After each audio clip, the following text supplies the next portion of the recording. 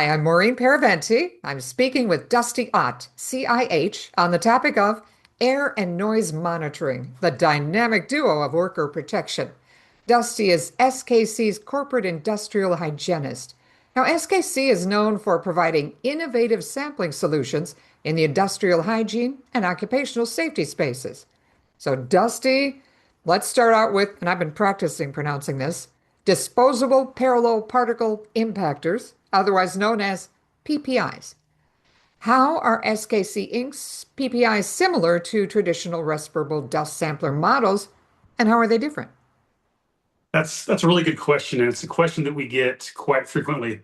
And in short, cyclones use a cyclone-ish spinning motion to remove large particles from size-selective samplers. And the PPI uses an impaction technology to remove those larger particles from the airstream. The difference being is the impactors can be a little bit smaller. You can tune them a little better to get a closer match to the ISO curve that we have to follow.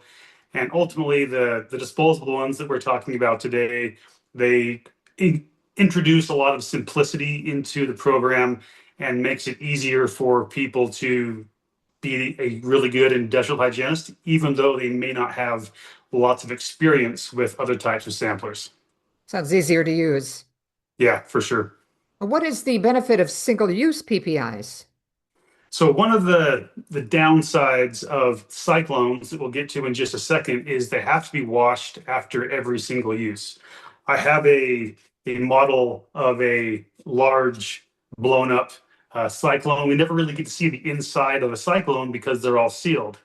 All these surfaces inside of the cyclone can collect dust. And if they're not cleaned after every single use, they can change the outcome of the sampling event. And so with a disposable unit, you sample, you cap it off, you send to the lab, and that's the last that you see it. So there's no cleaning, there's no maintenance. It just really, again, it all goes back to trying to do things to make your job simpler. And if having to wash a dozen cyclones after a sampling event makes your life easier, then that's where that disposable nature of the PPI really comes into its own. Dusty, how do the different flow rates meet different applications? So one of the things about size selective sampling, and that is sampling for a very specific area or very specific size range of particles, is you can't simply increase or decrease the flow rate of a given instrument. For example, this is a blown up version of the SKC aluminum cyclone. This is supposed to operate at 2.5 liters a minute. If you're to operate that at 2 liters a minute or operate it at 4 liters a minute, you're going to change the size selected nature of that event.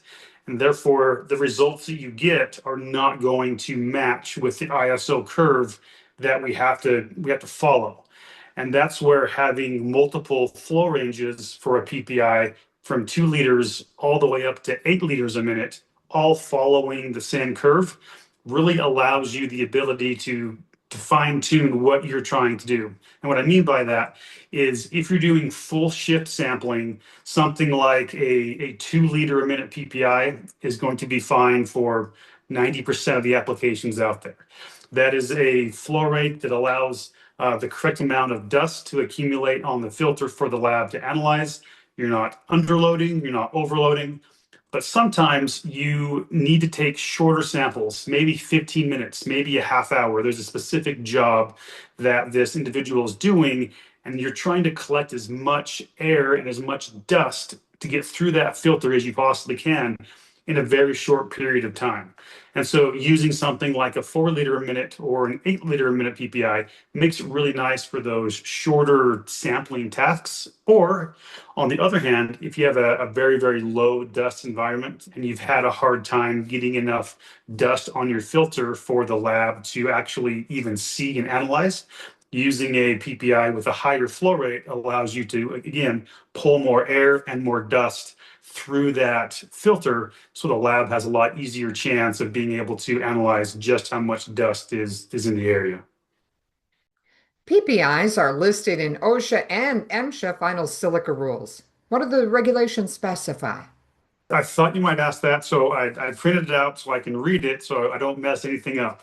And for any of your listeners that want some light reading, on the OSH regulation, it's on page 16,439. Oh boy. So, so specifically, it says incorporating the ISO convention in the definition of respirable crystalline silica will permit employers to use any sampling device that conforms to the ISO CEN convention. It then goes on to list there are devices between 2 and 8 liters a minute that use impaction for their specific type of uh, collection. And so it mentions the PPI in that regard. And then if we flip over to again, additional some light reading in the MSHA regulation on page 28,331, it has almost the exact same verbiage that you're allowed to use any sampler that complies with that ISO SEN convention. And the very last sentence on that page, it says, under the final rule, the PPI sampler would be acceptable. There was a lot of questions because they listed, certain cyclones that would be allowed to be used, and people took that is the only equipment that you can use in the rule. And so MSHA came back and elaborated and said, no, we didn't mean it to be only these certain ones you mentioned, but anything that follows that convention, including the PPI, is totally acceptable to use.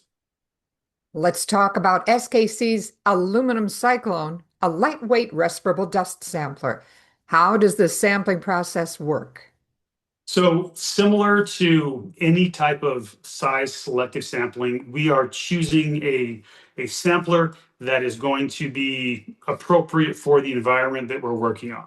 So for example, if we choose to use the cyclone, you are pairing the aluminum cyclone. I have that here linked up to what we call a sampling train. This would be attached to a pump, and then I'd be wearing it on my hip.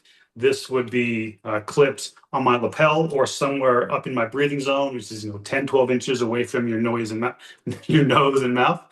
And what you're doing is you are selecting the appropriate flow rate. Kind of like we mentioned earlier, this is a 2.5 liter a minute cyclone. You are running that for the duration of the shift or the task that you're trying to sample. After which you are taking that cyclone and you're cleaning it, obviously. You're taking the cassette out, you're capping both ends, you're sending it off to an analytical lab to be analyzed. And the nice thing about using a cyclone with a 37 millimeter cassette or using a PPI is they both use the exact same filter. And so the labs get to use the exact same process all the way through. It's not something new they have to relearn how to do or create a new process for. It really makes it convenient and nice no matter which one you choose to use. And that's where that sampling flow of knowing what you're trying to sample, in this case, it would be a respirable sample, probably for silica, to figure out how much silica content is in that particular dust, and receive those samples back from the lab to inform the employee what their exposure was, and also figure out what controls you might need to put in place to further reduce that employee's exposure. What are the advantages of the SKC aluminum respirable dust cyclone? So one of the things is it's very light.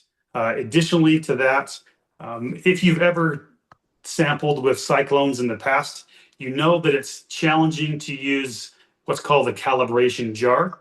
If you look at most traditional cyclones, there's not a place to attach another hose to check your flow on your pump. And so one of the benefits of using the aluminum cyclone is it comes with what's called a calibration adapter that slides directly over the bottom of the inlet port and seals that off. And so now you have one tube that goes to your pump. You have one tube that goes to your flow meter, and it makes one continuous loop to be able to check the flow of your pump without having to have an accessory jar that creates its own set of problems. They leak, they're not completely sealed, they're big, they're bulky, they just kind of add more sauce that doesn't really need to be there. Why is it important that it be lightweight? So if you can imagine, you are, and let's pretend that you're an underground miner. You are working underground, you have a mine belt on, you have some type of harness because you're working on the edge, you have fall protection, you're wearing all sorts of everything. And then, right as you're getting ready to go start your shift, your supervisor comes and says, hey, by the way, you get to wear this sampler for the day. So, in addition to everything you're already wearing, you're wearing a sampling pump. They clip this onto your lapel, and you can see how it's adding more and more weight to their system, especially when it's clipped upon their lapel. And so having a cyclone that's very small and compact um, in their breathing zone is much more preferable over something that is twice as big or twice as heavy. Just over the course of the day, it's just adding stress into the system, making it more likely that that sample might actually slip off their lapel and end up in the dirt. It's just if we can make it lighter, that's where it really makes a big difference. And I mean, you compare it in size to a PPI, you can see why a lot of people prefer something like a PPI that's even much smaller than even this. And this is among the smallest cyclones that's available on the market. Lighter is better. Now, Indeed. many jobs have both airborne and noise hazards, and we talked about what workers are breathing in. Now let's talk about what they're hearing over time. SKC has a noise check, and that is spelled CHEK, Mhm. personal noise dosimeter. Now, some people fear noise monitoring tasks because they think monitoring is going to be complex. Does it have to be? And follow-up question, does noise check help to make it easier? Yeah, I think that one of the common themes about SKC products is that we're trying to make products that make your life simpler and easier. And so when we were designing the noise check, which I just happen to have one right here, is there's large, big buttons, easy to push. The menus inside are very intuitive to follow. And if this is something that you picked up for the very first time and you turned it on, it would not be a guessing game of what you would need to do to get this thing to work. If anyone these days can operate a cell phone, this will be like a child's play to them. It makes it very simple. And ultimately, what you're trying to do as an industrial hygienist is collect valuable and important data about somebody's exposure. And if you can have something that is, again, small, light, compact, very easy to use, it's going to do the things that we're trying to do, which is make your life simpler and make it easier to do that sampling. Now, you mentioned data. What kind Mhm. of data does the noise check dosimeter provide? So the data, again, I wrote some stuff down because there's a lot of things, and I'm not going to go through everything you can possibly imagine, but uh, everything from the sound pressure level that you're currently seeing, the time weighted average over the day, the dose, uh, projected dose, peak levels, averages. I mean, the list goes on. Some of the things that I really appreciate about this particular dosimeter, and it's something that I wish that I would have had on my dosimeters when I was working at the mines, is they have the ability to record a short audio snippet of noise exposures over a certain threshold. If, for example, if I wanted to have a short 5 to 10 second recording of any noise that occurred over, say, 110 decibels, which is already extremely loud, if I didn't have the ability to record that, I get my results back from the dosimeter. The next day, I go out and talk to the employee, and I say, "Hey, at 11:30, there was this really, really loud noise during your shift. Do you remember what it was?" And like 9 times out of 10, they look at you and they're like, "I don't know." And so having the ability to have a short little recording of what that noise might be helps you get just one more clue to help figure out where that came from. And again, trying to figure out how to better protect that employee and protect their hearing throughout their shift and throughout their life. And so that's just one of the few things that this particular dosimeter does really well. And it's a tool that I wish that I would have had when I was younger and earlier on in my career. Why is the noise check Bluetooth connected? And is there a mobile app or software? Right. So I'm going to go back to I have this sampling event in my mind. There was a employee that was in the bed of a haul truck which if you've never seen a haul truck, they're like as big as a house. And he was in the bed of this truck and he was welding. And I also had a noise dosimeter on him in the bed of the truck. Now, because at the time I didn't have the correct training to be up in the bed of the truck with him, I could not see what his sound levels were during the course of that sampling until I downloaded the data. Having the ability to use an app to connect to that dosimeter to see real time what the noise levels might be during any certain times, it does a couple things. For one, I'm not having to stop that employee from doing his job, having him come off of a lift all the way to the ground and look and see what his dose is at the time. He doesn't even know that I can go into that and review that data all without even having to stop him. Same kind of an idea if somebody is on the other side of a clean room, for example, or an area that you were not authorized to go, you are able to connect to that dosimeter and jot down the notes, take screenshots, whatever it might be, to help you understand what's happening at that time with the employee all of the time without having to stop them from doing their job. Employees really appreciate that. Supervisors really appreciate that. You can still do your job and do a better job without having to slow them down or stop them from doing the work that they're doing, which is what's making the money, making the company money. That is an important consideration. Once again, I've been talking with Dusty Ott, CIH. Dusty is SKC's corporate industrial hygienist. SKC is committed to innovation, excellence, and a deep-rooted mission to serve people through science with products that save lives and enhance well-being. Thank you for all the great information today, Dusty. Hey, thanks so much. It was a pleasure.